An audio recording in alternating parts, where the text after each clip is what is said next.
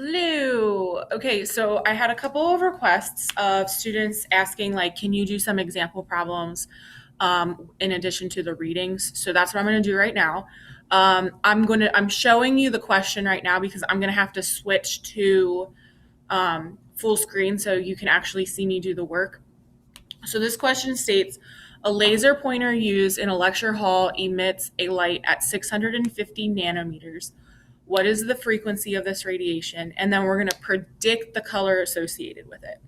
Now, our electromagnetic spectrum has wavelength and frequency on it, so we can go ahead and just predict the color. So at a 650 nanometer wavelength, we're going to be right here in the red, which makes sense because most laser pointers are red anyways. Okay, I'm going to switch to full screen now, and we're going to walk through this.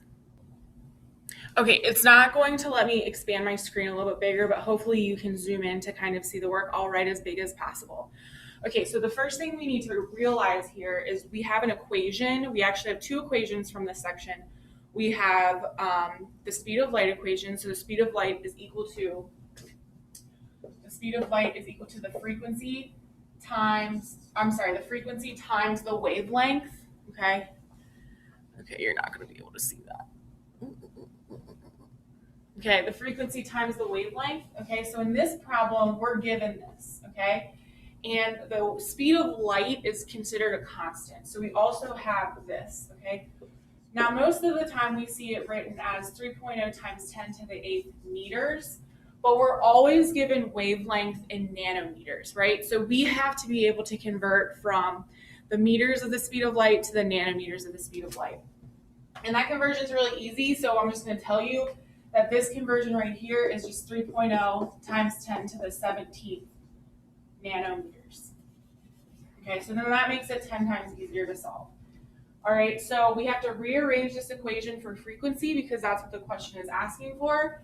So frequency is going to be equal to C over lambda, okay, which is wavelength. And then you just plug and chug, right? So C is speed of light, so it's 3.0 times 10 to the 17th nanometers divided by our wavelength, which was given to us. It is 650 nanometers.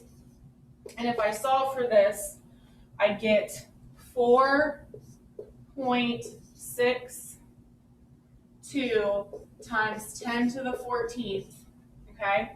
And we have to watch, speed of light is nanometers per second.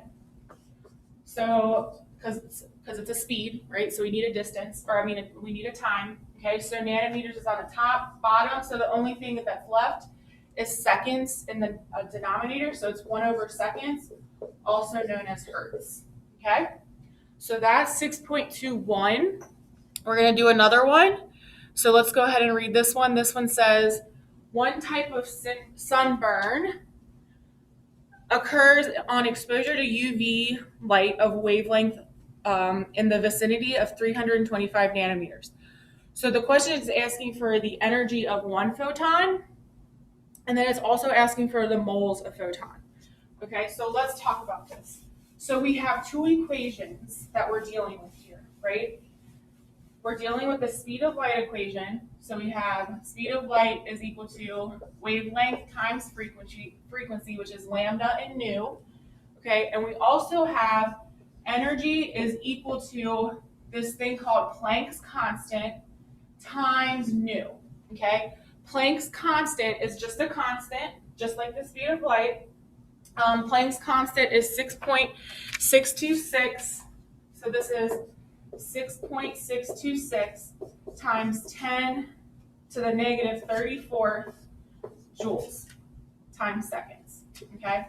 Because ultimately, if we remember, constants are given to us because we need our units to cancel. So if I'm giving, if I have nu here, which is a frequency, that unit is 1 over seconds, so I need a second unit in order to cancel it, so my energy just ends up being joules, okay? So now the question is stating that we have to figure out this equation, but we're only given this. Okay, so this is the equation that we have to use first. So I'm going to solve for frequency up here, and then I can plug it into this equation and solve for energy for a photon. That's exactly what I'm going to do. So like I said before, nu is equal to c over lambda, okay, which is equal to our speed of light again. So it's going to be 3.0 times 10 to the 17th nanometers per second divided by our wavelength, which is 325 nanometers. So nanometers cancels. So my frequency comes out to be 9.23 times 10, times 10 to the 14th, 1 over seconds. Okay? And then what I'm going to do is I'm going to take this and plug it into here. So here's H. We've already got that. Now I have my frequency, which is right here. So I'm just multiplying these two values together.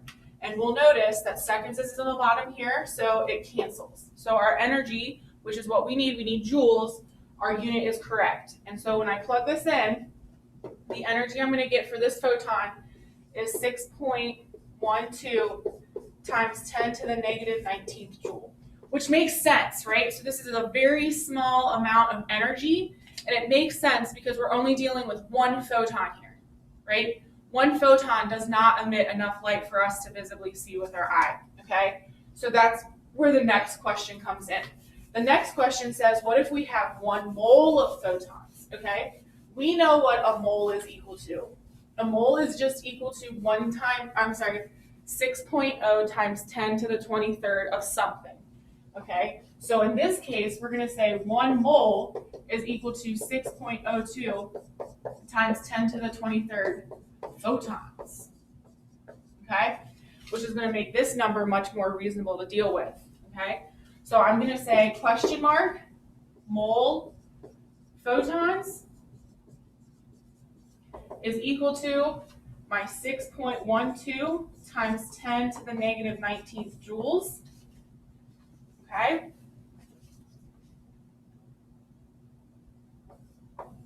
And I need a mole per joules. Okay, so we're not actually canceling joules. What we're trying to do is we are trying to multiply it by 6 point. So we're going to say for every 1 for every 1 mole of photons, we have 6.02 times 10 to the 23rd photons. Okay, so if I plug this into my calculator, which I ended up not doing, so let me grab a calculator, sorry. So I'm going to go 6.12 to the negative 19th times 6.02 to the 23rd, and I get a much more manageable number. So 368,424, and this is joules per mole, okay?